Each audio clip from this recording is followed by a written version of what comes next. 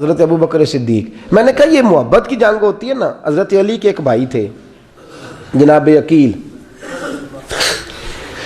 جناب عقیل وہ جب انہوں نے کلمہ پڑھا تو نبی پاک کے بڑا قریب رہنے لگے, اور میرے نبی کریم صلی اللہ علیہ وسلم بھی ان سے بڑا پیار کرتے. حضور فرماتے ہیں تیرا کلمہ پڑھنے کی مجھے ڈبل خوشی ہوئی ہے. یا رسول اللہ کس طرح؟ فرمایا ایک میرا تو صحابی بنا ہے, دوسرا تو میرا بھائی تھا مسلمان ہو گیا ہے. حضور بڑا پیار کرتے. اب یہ محبت جو ہوتی ہے نا اس میں دوڑ بھی لگتی ہے اور یہ بری نہیں ہوتی, یہ دوڑ بڑی اچھی ہوتی ہے. حضرت عقیل اب قریب رہنے لگے. میں نے عرض کیا کہ نبی پاک اپنے ذاتی کام حضرت صدیق اکبر کو بتاتے تھے. گھوڑے کی تیاری کر, فلاں کام کرنا ہے, سیدہ فاطمہ کی شادی کرنی, ہر معاملے میں سیدنا صدیق اکبر پیش تھے. اب جب عقیل بن ابی طالب آئے تو حضور کا پیار تھا ان سے بھی, اب محبت کی جنگ چھڑ گئی.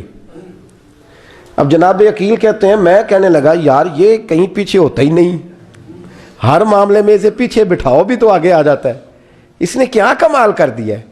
کہتے ہیں آہستہ آہستہ نا میں جوان تھا, ابھی نوجوانی کا عالم تھا, تو وہ خاص پہلو میں سمجھنے سے ابھی قاصر تھا. توجہ ہے آپ کی؟ کہتے ہیں ایک دن نا بڑی باتوں میں حضور فرماتے ابو بکر میرا گھوڑا تیار کرو, تو کہتے ہیں میں دوڑ, کہتا تو چھوڑ میں کرتا ہوں. کہتے ہیں وہ چپ کر جاتے. جتنی جگہ وہ مجھ سے بن سکا میں نے روکا. حضرت صدیق اکبر بولے, کہتے ہیں ایک دن نا مسجد کی پہلی صف میں بیٹھا تھا. میں نے پچھلے جمعے بھی کہا تھا اگے ہو بوے جڑا پہلوں آئے, یہ حکم ہے نا حدیث میں, پہلے آئے اور آگے بیٹھ جائے, گدنے پھلانگنے سے منع کیا. کہتے ہیں ابو بکر صدیق, توجہ ہے آپ کی, ان کی عادت تھی کہ جمعے والے دن مسجد کی صفائی کرتے اور صفائی کر کے سب سے آگے بیٹھ جاتے. بات ذرا میں نے قریب ہو کے سن لی, پاس بیٹھ جاتے. عقیل بن ابی طالب کہتے ہیں میں بھی آیا سیدنا صدیق اکبر, اور مجھے کئی دنوں سے جلال تھا کہ یہ پیچھے ہوتا ہی نہیں. کہتے ہیں میں آیا تو حضرت ابو بکر آگے بیٹھے تھے, تو میں نہ جان بوجھ کے, بچہ تھا اور محبت تھی سرکار سے, ابو بکر سے بغض نہیں کوئی, خدا رہا اس بات کو ضرور ذہن میں رکھیں. فرماتے میں نے کہا ابو بکر اٹھ. مزے کی بات یہ ہے کہ جس مسجد میں صدیق اکبر بیٹھے ہیں اس کی جگہ بھی انہوں نے خرید کے دی ہے. مسجد نبوی کی زمین کی سب سے پہلی رقم حضرت ابو بکر صدیق نے ادا فرمائی. اٹھ. کہتے اٹھے, پیچھے چل. توجہ ہے آپ کی؟ آنکھ کہتے ویکھے کو کسی نے, پاویں مہڑا ہوئے تو پاویں تو چھوٹا بندہ آنکھے تو پھر تو دی خیر ہی نہیں, عمر میں چھوٹا ہو یا مال میں. اٹھ چل پیچھے. اللہ اکبر. حضرت علی دیکھ رہے تھے. کہتے ہیں سیدنا صدیق اکبر اٹھے, پچھلی صف میں, پھر اس سے پچھلی صف میں, پھر اس سے پچھلی صف میں, 7ویں صف میں پہنچ گئے, اور وہاں ہاتھ باندھ دیے. کہنے لگے شہزادے اجازت دے تو یہاں بیٹھ جاؤں, تو رسول اللہ کا خاندان ہے, اجازت دے تو یہاں بیٹھ جاؤں. حضرت عقیل کہتے ہیں بیٹھ جاؤ. حضرت ابو بکر صدیق چپ کر کے پیچھے مل جائے وہی کافی ہے. 7ویں صف, شہزادے یہاں بیٹھ جاؤں. میں بیٹھ جا. وہاں بیٹھ گئے, نماز جمعہ پڑھا, سب چلے گئے. حضرت علی حضور کی بارگاہ, یا رسول اللہ عقیل کو تو کچھ سمجھائے. حضور نے فرمایا کیا ہوا؟ کہ حضور اکثر ابو بکر صدیق سے یاڑ جاتا ہے, آج بھی پہلی صف سے اٹھا کے 7ویں صف میں. شکایت تو حضرت عقیل کی لگ رہی ہے نا, اور حضور فرماتے علی تو عقیل کی چھوڑ, بتا ابو بکر نے کیا جواب دیا ہے. تو ابو بکر کی بتا, تو اس کی چھوڑ, تو اس کی, تو میرے دوست کی, میرے یار کی, میرے خلیل کی بتا.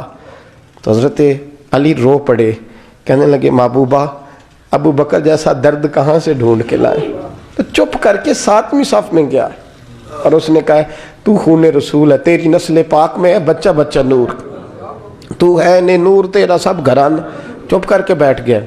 حضور نے فرمایا بلاؤ ابو بکر کو, عقیل کو بھی بلاؤ. دونوں آ گئے. حضور نے فرمایا ابو بکر جمعے میں کیا ہوا ہے؟ عرض کی حضور کچھ بھی نہیں. حضور نے فرمایا تجھے کسی نے صاحب سے اٹھایا؟ کہا نہیں یا رسول اللہ نہیں. آپ کو کسی نے بتایا؟ حضور کیا؟ فرمایا نہیں میں نے سنا ہے کہ تجھے عقیل نے. کہا حضور وہ شہزادے آئے تھے, انہوں نے یار اتنا جذبہ دنیا کہاں سے ڈھونڈ کے لائے گی. بلے شاہ اوتھے ککھ نہیں بچدا جتھے عشق نے لایا ڈھیرا. کہا حضور یار یہ لفظ تاریخ میں ڈھونڈو گے تو نہیں ملے گے. میرے ابو بکر صدیق کیا فرماتے ہیں؟ کہا حضور وہ نسل رسول کا شہزادہ ہے نا, اس نے ابو بکر کو 7ویں صف میں ابو بکر کا بیٹھنا پسند کیا تو ابو بکر راضی ہے. حضور اس نے یہاں بیٹھنا پسند کیا, تیری نسل پاک میں بچہ بچہ نور, تو ہے نے نور تیرا. اور کہا حضور وہ خاندان ہے, میں خادم ہوں, فرق تو ہے نا. تو وہ خاندان ہے، میں خادم ہوں۔ میرے رسول کریم صلی اللہ علیہ وسلم نے بلایا جناب عقیل کو، ڈانٹا نہیں، محبت فرمائی۔ سرکار نے فرمایا عقیل بیٹے بیٹھ جا، میں تجھے سمجھاؤں۔ پھر حضور نے بات چھیڑی، فرمایا تجھے پتہ ہے میرا ابو بکر کون ہے؟ عرض کی حضور میں، فرمایا نہیں سن، مکے میں سارا مکہ میرا دشمن تھا، یہ میری تنائیوں کا دوست تھا۔ فرمایا لوگ تلواریں لے کے آتے تھے مجھے مارنے، اور اس کی تلوار اٹھتی تھی، کہتا تھا پہلے میں مروں گا پھر کوئی مصطفیٰ تک جائے۔ تجھے پتہ ہے یہ کون ہے؟ حضرت ابو بکر صدیق ہاتھ باندھے، حضور میں نوکر ہوں یا رسول اللہ، میں نے کوئی شکایت ہی نہیں کی۔ فرمایا عقیل یار ادھر بیٹھ بیٹے، میں تجھے بتاؤں۔ کہا لوگ مجھے شیب ابی طالب میں قید کر آئے تھے، میری بیٹیاں پتے کھا کے گزارا کرتی تھی۔ یہ ابو بکر تھا پورے مکے میں جو ظلم سہ سہ کے میرے تک غلہ اور اناج لے کے آتا تھا۔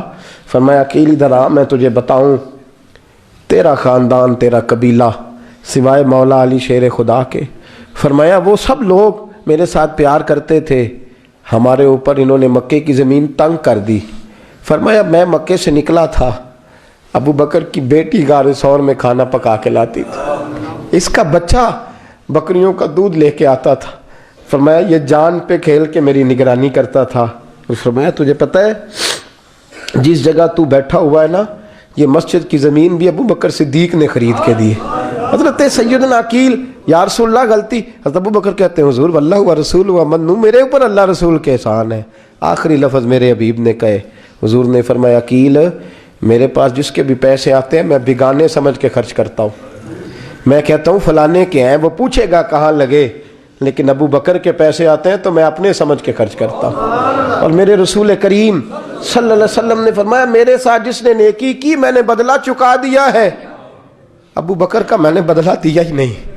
قیامت کے دن جب سب جنت میں جانے لگیں گے تو میں اس کا بازو تھام کے اللہ کی بارگاہ میں لے جاؤں اور میں کہوں گا یا اللہ میرے مولا، کلمہ پڑھنے سے لے کر غار تک، غار سے بدر تک، بدر سے احد، حنین، خندق، تبوک اور مزار تک، یا اللہ اس کی بڑی نیکیاں ہیں، اسے تو ہی بدلہ عطا فرما۔ میرے دوستو یہ رنگ حضرت سیدنا صدیق اکبر، بس وہ اقبال نے کہا کہ صدیق کے لیے ہے خدا کا رسول، اور اس سے آگے پیچھے کچھ نہیں۔ یہ جو ماننے کا انداز ہے نا، یہ دیکھیے نا، حضرت ابو بکر صدیق، بڑی دفعہ آپ نے بات سنی ہے لیکن اس بات کی لذت بڑی شاندار ہے۔ حضرت عمر نے طبیب بلایا ہے ابو بکر کو دکھانے کے لیے ملک شام، پہلے مانتے نہیں تھے، مولا علی کی سفارش ڈالی، پھر دونوں لے کے آئے، سیدنا علی المرتضیٰ بیٹھے ہیں، حضرت عمر بیٹھے ہیں، کہتے ہیں طبیب کو چیک کرو، ملک شام کا بڑا ڈاکٹر ہے۔ چیک کر لیا تو ڈاکٹر کہنے لگا کوئی مرض نہیں، کوئی تکلیف نہیں، کمزوری بڑی ہے، کمزوری بڑی ہے، ان سے پوچھے انہیں کیا مرض ہے۔ تو حضرت عمر کہنے لگے یار بول کیا مسئلہ ہے تجھے، کیوں اتنا کمزور، اتنا بیمار رہتا ہے، کیا پرابلم ہے، کیا مسئلہ ہے؟ تو حضرت ابو بکر صدیق نے آنکھیں کھولیں اور کہنے لگے عمر تو قسم اٹھا کے بتا، تجھے پتا نہیں مجھے کیا مسئلہ ہے؟ تو اٹھا نہ قسم، جنہاں دے دل بر جانی وچھڑن، کون روے پھر تھوڑا، سب روگاں دائی روگ محمد جس کا نام وچھوڑا۔ تجھے نہیں پتا تو بول، اگر خبر ہے تو پوچھتا کیوں ہے؟ میرے دوستو کمال دیکھو، مدینے میں آج بھی مصطفیٰ کو سلام کرو تو ساتھ ہی صدیق اکبر لیٹے ہوئے، ساتھ ہی لیٹے ہوئے مدینے میں۔ ابو بکر صدیق روز رات کو جا کے اس کے گھر کا کام کاج کر کے آتے۔ کام بتاؤں کیا تھا اس کا؟ جاگ رہے ہیں آپ لوگ؟ اس زمانے میں نا لوگ باتھ روم گھر میں بنا لیتے تھے، شاید پرانے لوگوں نے دیکھے ہوں، وہ اس کے اندر ہی پیشاب پخانہ رہتا تھا، وہ آتے تھے ملازم تو وہ اٹھا کے باہر پھینکا کرتے تھے۔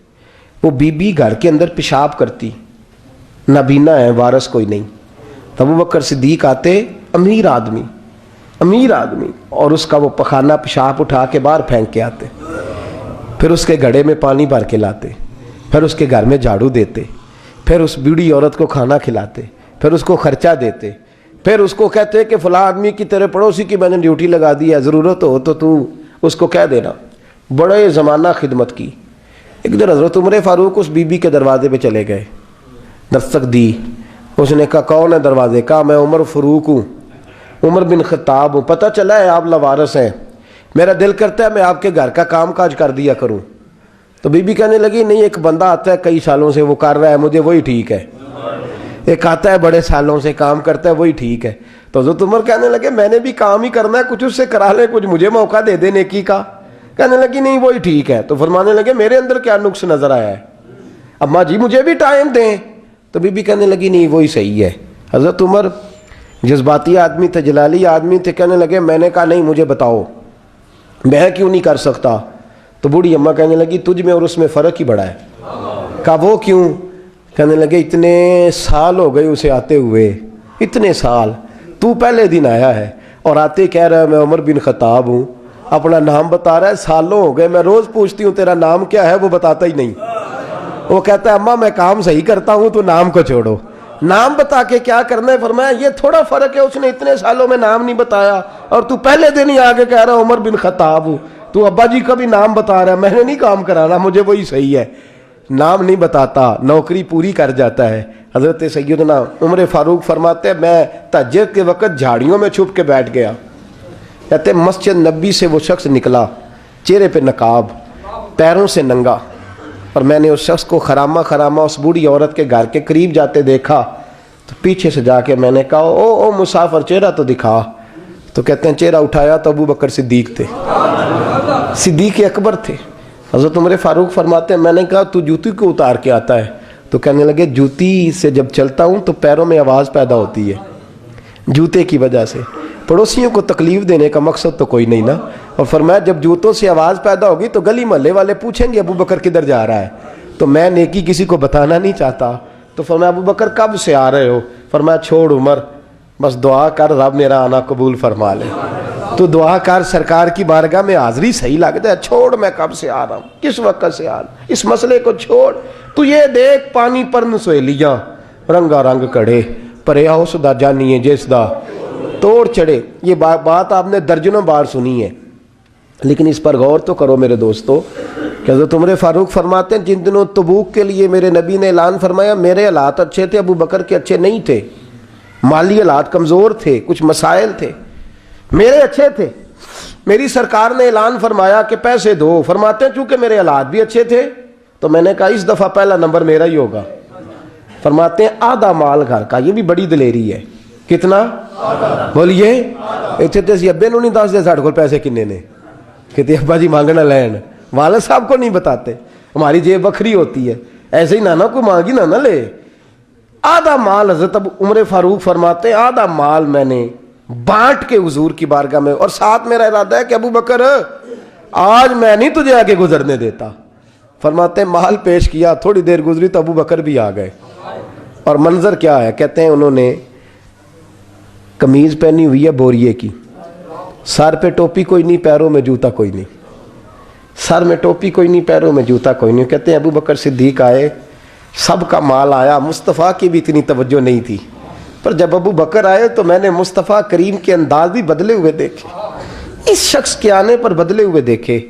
فرماتے ہیں میرے رسول پاک کے سامنے ہر چیز ابو بکر نے قدموں میں ڈھیر کر دی، اور ڈھیر کر کے نا چیزیں رکھ کے تو فٹافٹ پچھلی سائڈ پہ، کسی کو پتہ نہ چل جائے، پچھلی سائڈ پہ حضور کے۔ تو حضور نے فرمایا ابو بکر سامنے آنا، گھر کیا چھوڑ کے آیا ہے؟